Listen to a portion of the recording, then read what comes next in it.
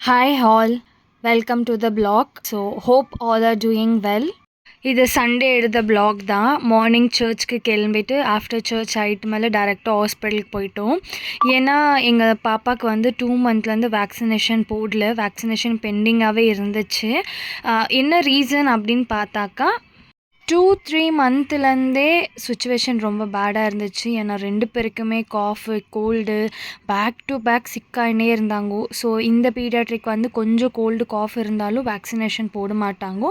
So அதனால தான் நான் போடல. அவங்களே டாக்டரே வந்து டைம் கொடுத்துருந்தாங்க. லைக் இன் 2 மந்த் ஆனாலும் பரவாயில்ல, 3 மந்த் ஆனாலும் பரவாயில்ல, பட் பேபிக்கு வந்து ஃபீவர் கோல்டு வந்து கம்ப்ளீட்டாக க்யூர் ஆகணும் அப்படின்னு சொல்லிட்டுன்னு. ஸோ நானும் அதுக்கோஸ்கரம் தான் வெயிட் பண்ணியிருந்தேன். இருந்தாலுமே 2 மந்த் வந்து ரொம்ப லாங் ஆகிடுச்சு. சரி ஓகே, இன்னும் டிலே பண்ணுறது வேண்டாம் அப்படின்னு சொல்லிட்டுன்னு வேக்சினேஷன் போட கிளம்பி வந்தாச்சு. So one of the best paediatric அப்படின்னே சொல்லுவேன் நான்.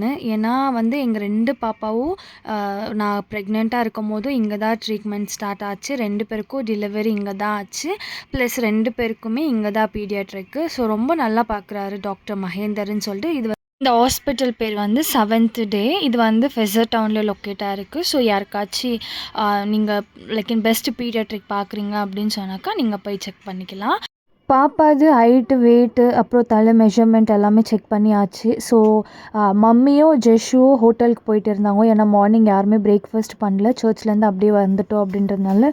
ஸோ பாப்பாவுக்கு பிரேக்ஃபாஸ்ட் வாங்கி கொடுக்கலான்னு மம்மி கிளம்பிட்டாங்க. ஸோ நானுமே டாக்டரை பார்த்துட்டு வேக்சினேஷன்ஸ் எல்லாம் எழுதி கொடுத்தாரு.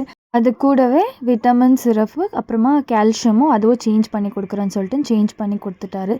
எப்போவுமே பாப்பாவுக்கு வேக்சினேஷன் போடுறாங்க அப்படின்னு சொல்லிட்டு நான் அந்த ரூம்லேயே இருக்க மாட்டேன்.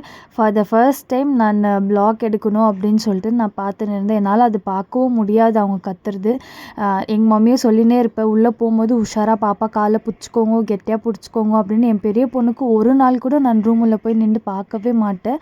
ஸோ இவனுக்கும் அப்படி தான். ஏன்னா எனக்கு ரொம்பவே பயம், அதனால நான் போய் பார்க்க மாட்டேன். அது எப்படி தான் தாங்குறாங்களோ அப்படின்னே தெரியல. ஸோ இன்றைக்கி நைட் எப்படி அவனை மேனேஜ் பண்ண போகிறோம் அப்படின்னு சொல்லிட்டுன்னு எனக்கு சத்தியமாக தெரியல. வேக்சினேஷனில் 2 ஆப்ஷன் இருக்குது. யூஸ்வலாக எல்லாருக்குமே தெரியும். ஒன்று பெயின், இன்னொன்று வந்து பெயின்லெஸ்ஸு. ஸோ நான் எப்போவுமே வந்து பெயின்லெஸ் தான் போடுறது. ஸோ அதுவே ஒரு 10,000 to 15,000 வரைக்கும் ஆகிடும் வேக்சினேஷன்னு. ஏன்னா அதில் வந்து பெயினே தெரியாது, ஜஸ்ட் ஃபீவர் ஒண்டி வரும். ஸோ வீட்டுக்கு என்ன வேணும் லன்ச் ப்ரிப்பேர் பண்ணுறதுக்கு அப்படின்னு சொல்லிட்டு மார்க்கெட்டுக்கு போயிட்டு சிக்கன்லேருந்து எல்லாம் வாங்கின்னு வந்தாச்சு.